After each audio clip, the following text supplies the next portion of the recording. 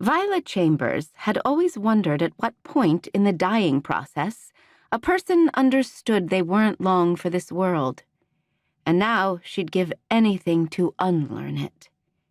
The newborn nestled in her arms, squirmed and stretched. Tiny fingers escaped the swaddle and gripped hers. The strength in that tiny hand exceeded her own. Though it was a struggle, Viola shifted her body to look into those fathomless newborn eyes. That scrunched pink face. A tiny auburn curl rested on the baby's forehead, just like her father's hair. Viola memorized her daughter's features, hoping for evidence that a piece of herself would outlive the next few days. Her baby girl yawned. A shadow loomed over her, and it took everything in her to lift her chin.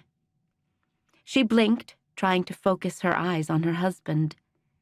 When had the head on her shoulders grown to such a weight?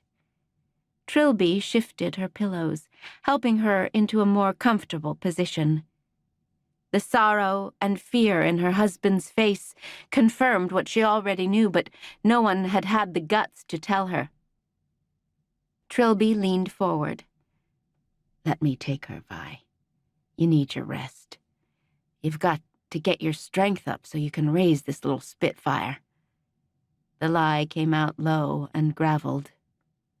She attempted a smile, trying to play along, but the corners of her lips drooped like peony blooms after a rainstorm. "Not yet," she croaked. Illness had reduced her song sparrow voice to that of an old woman. Poor Trilby had lost his father 8 months prior, and now he'd lose his young wife. She'd stay if she could, but she couldn't. She'd seen that truth in her doctor's solemn face, her nurse's pity, Trilby's trembling hands.